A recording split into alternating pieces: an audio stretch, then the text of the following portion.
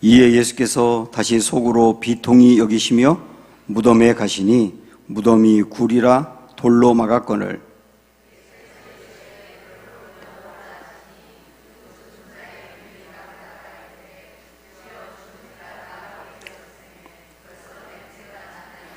예수께서 이르시되 내 말이 네가 믿으면 하나님의 영광을 보리라 하지 아니하였느냐 하시니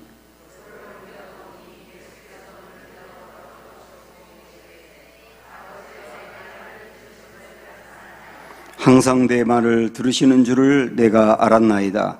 그러나 이 말씀하옵는 것은 둘러선 무리를 위함이니 곧 아버지께서 나를 보내신 것을 그들로 믿게 하려 함이니이다.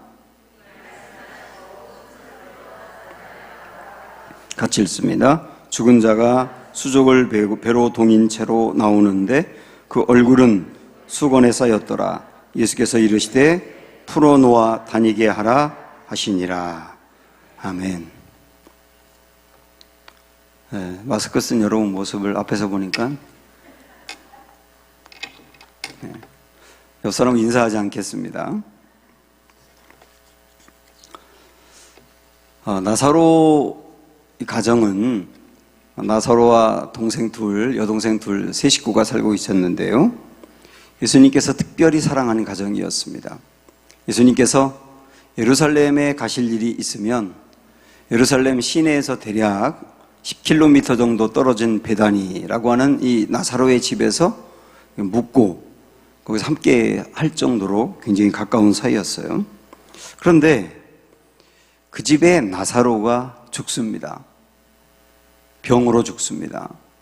그리고 우리 예수님은 나사로가 죽은 지 4일이 지나서 나사로의 집에 방문을 하셨습니다.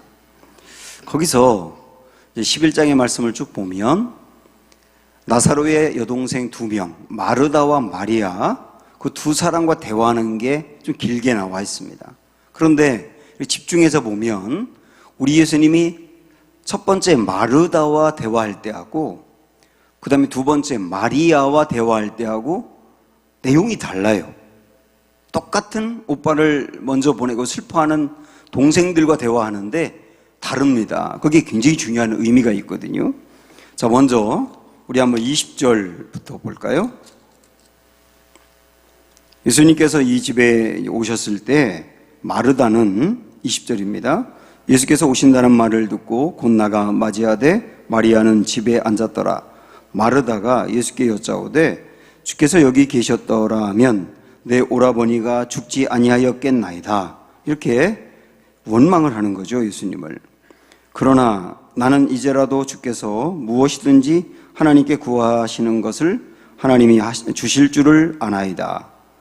그러니까 예수님께서 이르시되 내 오라버니가 다시 살아나리라. 이렇게 말씀하셨어요. 내 오라버니가 다시 살아나리라.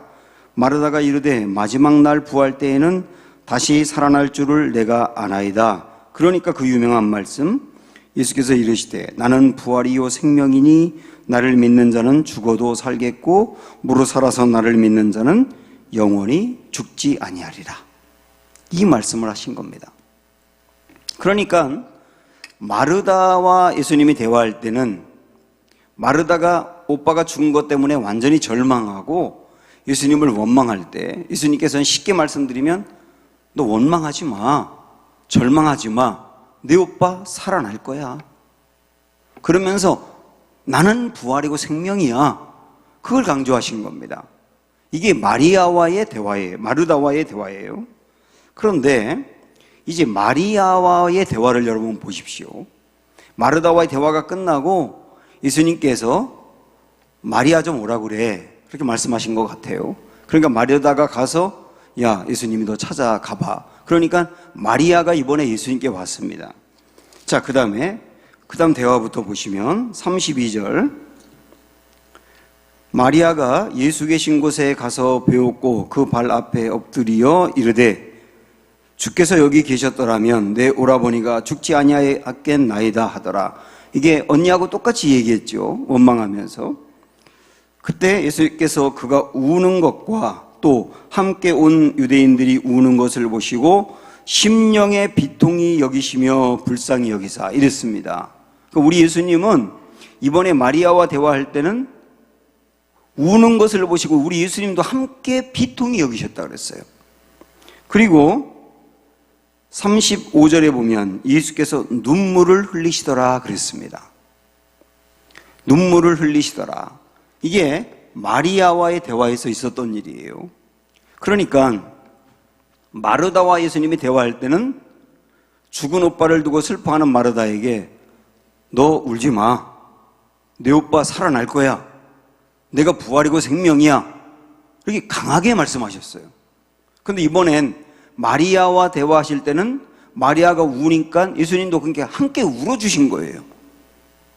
이게 두 사람과 각각 다르게 우리 예수님이 대화하신 건데요.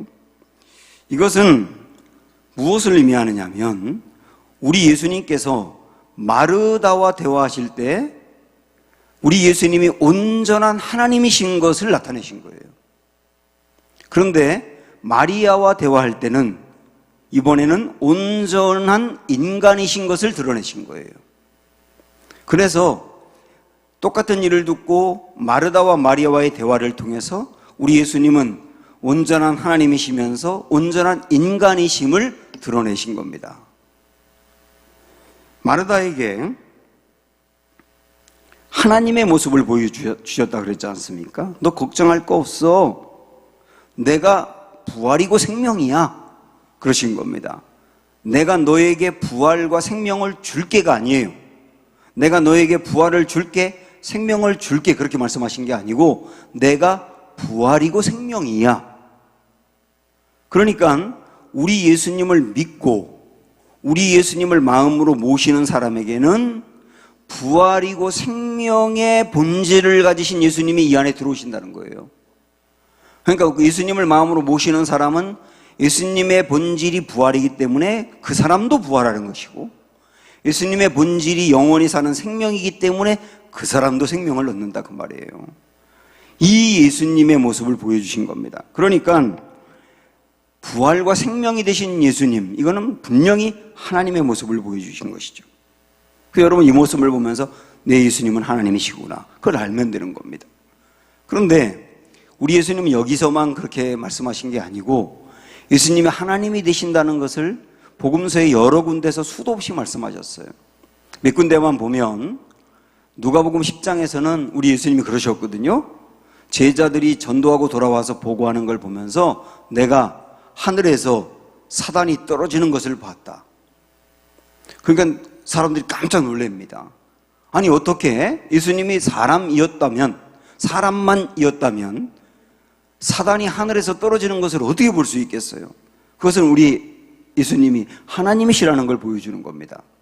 또한 우리가 앞에서도 봤던 마가복음 2장에 보면 중풍병에 걸려서 꼼짝 못하는 사람, 그래서 들것으로 예수님께 왔던 그 사람을 우리 예수님이 고쳐주셨는데 고쳐주시기 전에 뭐라고 말씀하셨죠? 내 죄사함을 받았다. 만약에 이 중풍병자가 예수님에게 사기를 쳤다거나 예수님의 뺨을 때렸다거나 예수님에게 큰 피해를 줬다고 하면 우리 예수님이 내가 죄 사해 줄게 이렇게 할 수 있어요. 예수님에게 피해를 직접적으로 준 사람이니까 해를 입은 사람이 피해자가 가해자에게 용서할게 그럴 수 있잖아요, 우리도. 그런데 이 중풍병자는 예수님에게 직접적으로 해를 가한 적이 없어요. 예수님과 하등의 상관이 없는 사람이라고요. 그런데도 우리 예수님은 이 병자에게 내 죄 사함을 받았다라고 말씀하시는 것은 우리 예수님이 하나님이시라는 뜻입니다. 하나님이 아니고서야 전영 동안 이 사람에게 죄 사함을 선포할 수가 없거든요. 그리고 요한복음 5장에 보면은 아주 직접적으로 예수님께서는 나와 하나님은 동등하다고 하셨어요. 나를 본 자는 하나님을 봤다. 이렇게까지 말씀하셨거든요. 그러니까 막 그때부터 사람들이 예수님을 죽이려고 했습니다. 신성모독죄라고 그래서. 하나님과 나는 같다, 동일하다. 이건 우리 예수님 하나님이시라는 뜻이잖아요. 요한복음 8장에 가서 보면 우리 예수님은 또 뭐라고 하셨느냐면 나는 아브라함보다 먼저 있었다 그랬어요. 아브라함보다 먼저 있었다. 예수님보다 아브라함이 2000년 전에 계셨던 분인데 그 아브라함보다 내가 먼저 있었다 그러면서 나는 영원한 존재라고 말씀하셨어요. 그건 하나님이라는 뜻 분명하지 않습니까? 그리고 요한복음 14장에 가면 우리 예수님이 제자들에게 내가 너희에게 진리를 알려주겠다, 진리를 주겠다 그런 게 아니고 내가 진리다라고 하셨습니다. 내가 진리의 길을 알려줄게, 진리가 무엇인지 알려줄게 이런 게 아니라 내가 곧 진리다. 어느 누구도 그렇게 말할 수 없어요. 아무리 굉장한 사람이라 하더라도 내가 진리야 그럴 수는 없거든요. 근데 진리를 알려줄게 할 수 있을지 몰라도. 그래서 내가 진리다라고 말하는 것은 예수님 하나님이시라는 뜻이에요. 하나만 더, 요한복음 20장에서 도마가 부활하신 예수님을 보고 나의 주시오 나의 하나님이십니다 라고 우리 예수님을 하나님이라고 고백했을 때 우리 예수님께서는 도마를 말리지 않았어요. 그 도마의 고백을 받으셨단 말이에요. 그리고 마태복음 16장에서는 베드로가 주는 그리스도시요 하나님의 살아계신 아들이시니다 라고 고백할 때, 하나님의 아들이라는 말은 하나님이라는 뜻이지 않습니까? 이렇게 고백할 때 베드로를 꾸중한 게 아니라 오히려 칭찬하셨어요. 자, 이 모든 것을 놓고 볼 때 우리 예수님은 우리 예수님의 입으로 수도 없이 하나님이라고 말씀하셨다고. 여기서 우리는 그 유명한 이야기, 우리 예수님은 셋 중에 하나일 거다, 이걸 생각하셔야 됩니다. 셋 중에 하나일 거다. 첫째, 사기꾼일 수 있다. 둘째, 미친놈일 수 있다. 셋째, 진짜 하나님일 수 있다. 예수님이 사기꾼이라면 예수님 스스로 하나님이 아니라는 것을 알아요. 하나님이 아니라는 것을 알면서 하나님이라고 말한 거예요. 정말 나쁜 사람인 거죠. 이만희 같은 사람이죠. 우리 예수님이 미친놈이라고 한다면, 우리 예수님은 미친놈이라면 하나님이 아닌데 본인은 하나님이라고 생각할 수 있는 거예요. 이거는 정말 안타까운 거죠. 하나님이라고 한다면 우리 예수님은 당신이 하나님인 것을 알면서 하나님이라고 말씀하신 거예요. 셋 중에 하나입니다. 셋 중에 하나 외에 다른 게 있을 수 없어요. 생각해 보세요. 뭐가 또 있는가? 그래서 미친놈 얘기는 조금 떼어놓고 사기꾼과 하나님 둘만 놓고 보더라도 우리 예수님은 하나님이든지 사기꾼인 거예요. 하나님이 아니면, 진짜 하나님이 아니면 하나님이라고 본인이 그렇게 얘기했기 때문에 사기꾼이 되는 거예요. 당연히 사기꾼이라면 하나님이 아닌 거고요. 근데 사기꾼이 아니라면 하나님 맞는 거고요. 그래서 여러분 잘 생각해 보세요. 만약 이렇게 말한다면 잘못된 말입니다. 나 예수님 하나님이라고 하는 것은 안 믿지만 예수님 좋은 분이라고 하는 건 믿어. 이건 틀린 말이에요. 모순된 말이에요. 왜? 사기꾼에게 어떻게 누가 좋은 사람이라고 할 수 있어요? 그렇게 사기를 쳤는데 어떻게 그분을 좋은 분이라고 말할 수 있냐고요. 나 그분 좋은 분이라고 믿어. 근데 하나님이라고 믿진 않아. 틀린 말이라니까요. 여러분이 예수님이 하나님이 아니라고 생각을 한다면, 하나님이라고 받아들이지 못한다면 여러분은 예수님은 사기꾼이라고 생각하면 돼요. 그래서 예수님의 말씀을 믿지도 말고 교회를 다니지도 말고 그리고 그분을 경배한다거나 찬양한다거나 그 말도 안 되는 거예요. 나에게 사기를 쳐가지고 내 돈을 홀랑 다 빼앗아서 외국으로 날라버린 사람 앞에서 그 사람을 찬양할 수 있습니까? 사기꾼에게 어떻게 찬양할 수 있어요? 하나님이 아니라면 예수님 여러분 그렇게 믿지 않으셔도 괜찮아요. 오히려 그렇게 믿는 게 모순이라고요. 예수님이 당신을 하나님이라고 여러 번 강조했지 않습니까? 예수님만 그런 게 아니고 예수님의 제자들도 아까도 봤습니다마는 도마도 베드로도 우리 예수님을 하나님이라고 고백했지 않습니까? 심지어는 우리 예수님을 십자가에 못 박는 것을 모든 걸 책임지고 관장했던 로마의 군인인 백부장, 그 사람이 예수님을 십자가에 못 박은 다음에 그의 입술로 고백한 게 뭐냐면 그는 진실로 하나님의 아들이었다. 나 처음 저 예수라고 하는 저분을 때리고 못 받고 하는 모든 일을 시작할 때 처음에는 정말 죄인이고 이상한 사람으로만 생각했다. 그런데 나 고백한다. 저분 하나님 맞다. 그게 백부장의 고백이지 않습니까? 그리고 우리 예수님이 부활하고 승천한 다음에 곧바로 교회가 생겼잖아요. 교회가 생겼는데 교회가 생기자마자 제자들부터 비롯해서 그때부터 전한 메시지가 뭐냐면 예수님이 하나님이다예요. 예수님이 하나님이다. 그 메시지를 전했는데 예수님이 하나님이다라고 하는 메시지에 이의를 제기하는 교인이 없었어요. 만약에 예수님이 하나님이 아니었다고 한다면, 그냥 예수님이 훌륭한 분이었다고 한다면 예수님이 하나님이다라고 말할 때 이의를 제기하는 사람이 있어야 되잖아요. 예수님을 봤던 사람이나 이런 사람들. 어느 누구도 그렇게 이의를 제기하지 않고 예수님이 하나님인 걸 당연히 받아들였어요. 당연히.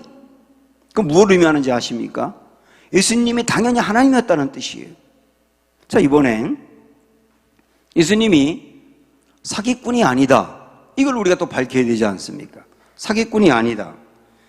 우리는 지금 우리의 시각으로 그렇게 바라볼 수 있을지 몰라도 예수님이 사셨던 그 1세기 이스라엘이라고 하는 나라의 그 문화와 종교적인 상황을 여러분이 아신다면 절대로 그렇게 생각을 못합니다.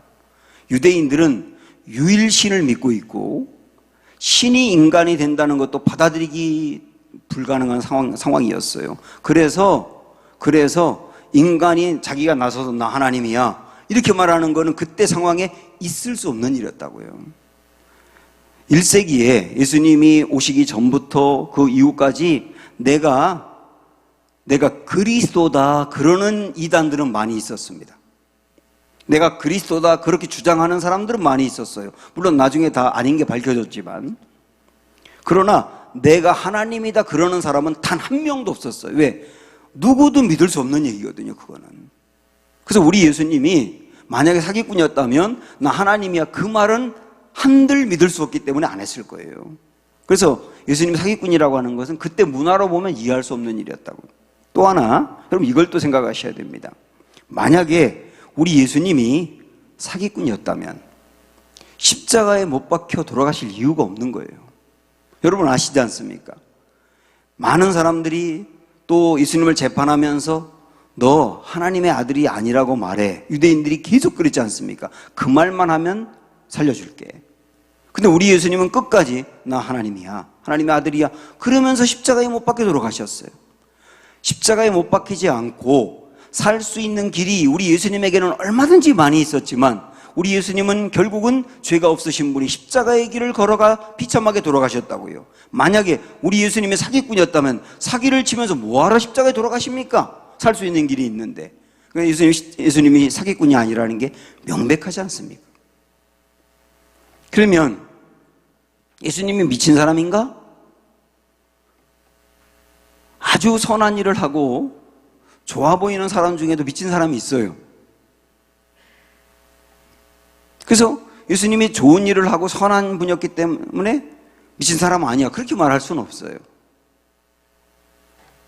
자기가 하나님이 아니면서 하나님이라고 여기는 사람들이 미친 사람 중에 많이 있어요. 제가 군대에서 병원 부대에서 목회를 했었는데 그 21병동이 그런 분들이 모여있는 곳이었거든요.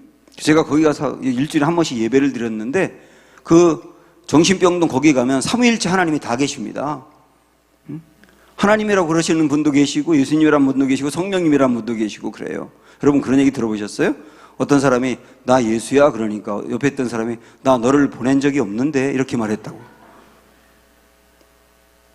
내가 예수 하나님이 아니면서 자기가 착각을 해가지고 하나님이라고 생각할 수 있다고요. 예수님이 그러셨는가? 라고 하는 질문을 던질 때 예수님의 말씀은 처음부터 끝까지 일관성이 있었어요. 아주 권세 있는 말씀을 전하셨는데 일관성이 있었다고요. 그리고 예수님의 성품은 처음부터 끝까지 변함없이 아름다우셨어요. 그리고 여러분 이걸 생각하셔야 됩니다. 여러분 주변에도 만약에 정신병자가 있다고 하면 그 사람과 더도 말고 덜도 말고 1시간만 같이 있어도 그 사람이 정신병자인 걸 금방 압니다. 그렇지 않습니까? 그 사람과 1시간만 같이 있어 보세요. 그 사람이 정상인가 정신병자인가 금방 알 수 있죠. 그런데 예수님의 제자들은 3년 동안을 예수님을 따라다니면서 동고동락했습니다. 잠도 같이 자고 먹는 것도 같이 먹고, 그들이 마지막에 예수님을 버리고 도망간 것은 하나님이 아니라고 느껴서 도망간 게 아니라 두려워서 도망갔지 않습니까? 그러니까 예수님과 동고동락하며 3년 동안 따라다닌 그 제자들은 예수님에게서 정신병적인 모습을 보였다면 그렇게 따라다닐 수가 없잖아요. 3년이나. 그 많은 군중들도 마찬가지고. 그래서 우리는 예수님이 정신병자가 전혀 아니었다는 것을 알 수 있습니다. 그러면 이제 여러분들이 결정하시면 되는 거예요. 정말 우리 예수님은 하나님이신가? 응? 정말 하나님이신가? 내가 믿는 분이 진짜 하나님이신가? 여러분이 믿는 예수님이 진짜 하나님이시라면 이렇게 두려워하지 않아도 됩니다. 응? 이렇게 걱정하지 않아도 됩니다. 내가 믿는 분이 하나님인데 뭘 걱정하십니까? 내가 믿는 분이 하나님인데 뭘 그렇게 두려움이 많으세요? 내가 믿는 분이 그 예수님이 하나님인데 우리는 어떻게 그렇게 유혹에 펑펑 넘어지며 그렇게 능력 없는 삶을 살 수 있겠는가? 이 본질, 예수님은 하나님이다. 이 본질, 이것이 실제 우리의 믿음이 되기를 원하고 그 믿음으로 말미암아 우리의 신앙도 늘 살아있는 실제가 되기를 축원합니다. 예수님은 하나님이시라는 것. 또 하나 많이 왔는데요. 앞으로 우리가 조금 더 맨 처음에 들었던 말씀으로 가셔서 예수님은 마리아와 대화를 하실 때, 마르다와 대화를 하실 때는 하나님이신 것을 보여주셨고, 마리아와 대화하실 때는 어땠다 그랬어요? 인간이신 걸 보여줬다 그랬어요. 마리아가 오빠가 돌아가신 것을 알고 울 때 예수님께서 비통해 하시며 함께 울어주신 겁니다. 이걸 통하여 우리 예수님은 인간이신 걸 보여주는 거예요. 우리 예수님은 육신이 피곤하시기도 했고, 그리고 시장했다고도 나오고, 감정적으로 요동해서 분노하시기도 하고, 이렇게 슬퍼하시기도 하는 우리 예수님은 100% 인간이셨다. 그래서 우리 예수님은 50%는 인간이고 50%는 하나님이었냐? 그게 아니고 우리 예수님은 100% 인간이면서 100% 하나님이셨어요. 우리 예수님은 육신을 가진 듯이 보이는 분이 아니고 온전한 육신을 입으신 참 인간이기도 하셨어요. 완벽한 창조주이며 초월자이며 생명의 주관자이신 하나님이 연약한 인간이 되신 거예요. 예수님이 마르다를 보면서 너 슬퍼하지 마. 내가 하나님이야. 나는 부활이고 생명이야. 그렇게 말씀하신 것은 조금 다르게 말하면 진리의 사역이라고 말할 수 있어요. 진리의 사역. 우리 예수님이 누군지에 대해서 진리를 알려주신 거예요. 이게 마르다에게 필요했기 때문이에요. 진리의 사역이라고 하는 것은 진리의 말씀, 우리 하나님이 누구고 예수님이 누군지에 대해서 바로 알려줌으로 말미암아 깨달음을 갖게 하는 겁니다. 그래서 깨달음을 갖게 함으로 흔들리지 아니하며 요동하지 아니하며 굳건한 신앙을 갖게 하는 거예요. 이게 진리의 사역이라고요. 그런데 동생 마리아에게 함께 울으셨다 그랬는데 함께 우신 그것은 눈물의 사역이라고 할 수 있습니다. 눈물의 사역. 마리아에게 이게 필요할 수 있는 거예요. 슬퍼하는 사람과 함께 슬퍼하며 같이 울어주는 것, 그게 위로가 되거든요. 우리 예수님은 어떤 때는 진리의 사역으로, 어떤 때는 눈물의 위로의 사역으로 그 필요한 대로 함께 하셨다, 그런 얘기입니다. 예수님은 이것처럼 누구에게는 진리의 사역으로 함께 하셔서 그 사람에게 깨달음을 주세요. 그래서 하고 진리에 대해서 깨달음으로 말미암아 거기서 번쩍 눈이 뜨이게 하십니다. 그래서 현실의 어려움을 깨달음을 통하여 극복하게 하고, 그리고 주저앉아 있던 사람을 일으키기도 하는 것. 지금도 우리에게 그러지 않습니까? 여러분께서도 성경의 말씀을 듣다가, 설교의 말씀을 듣다가 그렇구나 하고 이 진리가 깨달아지는 순간이 있지 않습니까? 그걸 통하여 여러분이 성장하는 거예요. 어떤 사람에게 주님은 필요할 때 그렇게 역사하신다니까요. 그런데 어떤 사람에게는 위로가 필요한 순간에 진리로 접근하지 않으세요? 정말 위로를 받아야 될 사람, 아파하는 사람인데 아파하는 사람에게 말씀 봐, 말씀 보니까 이렇게 돼 있잖아, 너 깨달아야 돼, 그렇게 말하면 더 아파할 수 있거든. 욥이 그 고난을 당해서 힘들고 어려울 때 친구들 3명이 찾아왔지 않습니까? 이 친구들이 욥에게 찾아와서 위로를 했으면 되는 거예요. 이 욥에게는 뭐가 필요했느냐면 진리의 사역이 아니라 눈물의 사역이 필요했던 거예요. 그의 손을 잡아주고 함께 아파하며 함께 울어주고, 그러면 욥은 오히려 위로를 받았을 거예요. 그런데 친구들이 욥에게 찾아와서 한 게 위로의 사역이 필요할 때 진리의 사역을 한 거예요. 그러니까 욥이 확 돌아버리지 않습니까? 우리들 중에서도 진짜 힘들고 어려운 사람에게, 그 사람에게 여러분이 분별력을 가지고, 야, 이 사람이 몰라서 이런다, 이 사람은 정말 깨달음이 있으면 될 텐데, 깨닫기만 하면 이 문제 극복할 텐데, 깨닫기만 하면 주저앉아 있지 않고 일어날 텐데, 그러는 사람들에게 이 사람이 꼭 진리가 필요하다고 생각할 때는 말씀을 들려주면 되는 거예요. 그럼 그 사람은 그거 붙들고 일어날 거요? 그런데 이 사람이 말씀을 몰라서가 아니에요. 말씀이 뭐라고 하는지 압니다. 아는데 너무 힘든 거예요. 그런 사람에게는 위로가 필요한 거예요. 그냥 손 잡아주고 함께 울어주고 함께 곁에 있어주고, 그러면 그 사람이 그걸 때문에 힘을 얻는다니까요. 이게 참 우리 예수님을 생각하면 생각할수록 참 놀랍고 귀한 분입니다. 우리 예수님은 그래서 어떤 때는 사자 같기도 하고 어떤 때는 양 같기도 한 거예요. 어떤 때는 사자같이 강력하게 꾸중하면서 깨닫게 하시기도 하고, 어떤 때는 양같이 부드럽게 접근해서 함께 마음을 풀어주기도 하는 그런 분이 예수님이시라고. 그래서 우리 예수님을 부드러우면서도 강하다고 하는 겁니다. 우리 예수님은 어떤 때는 어떤 경우든 흔들리지 않고 강하셨어요. 대단히 담대하셨어요. 그런데 한없이 겸손하셨어요. 가장 약하고 상한 자들에게까지 다가가셨습니다. 부드럽지만 약하지 않고 강하지만 냉정하지 않은 분, 겸손하지만 조금도 자신감이 부족하지 않고 누구 앞에서도 주눅들거나 꿀리지 않으면서도 교만하신 적이 없는 분, 그분이 우리 예수님이세요. 그래서 우리 예수님을 여러분이 정말 든든히 붙들고 어떤 경우와 상황에서든지 예수님을 의지하면 우리는 깨달음을 얻고 변하게 될 겁니다. 그리고 어떤 경우도 우리는 넘어지지 아니하며 겸손하면서도 당당한 하나님의 백성이 될 겁니다. 이분이 예수님이시니까요. 이 일이 있은 후에 우리 예수님은 마리아와 마르다에게 이런 대화를 쭉 나누신 다음에 그 다음에 나사로의 무덤으로 앞으로 가십니다. 그곳에 가셔서 38절부터 이제 오늘 읽었던 44절까지 한번 쭉 훑어보시면 보세요. 38절, 이에 예수께서 다시 속으로 비통히 여기시며 무덤에 가시니 무덤이 굴이라 돌로 막았거늘, 우리 예수님께서 뭐라고 하시느냐면 돌을 옮겨 놓으라.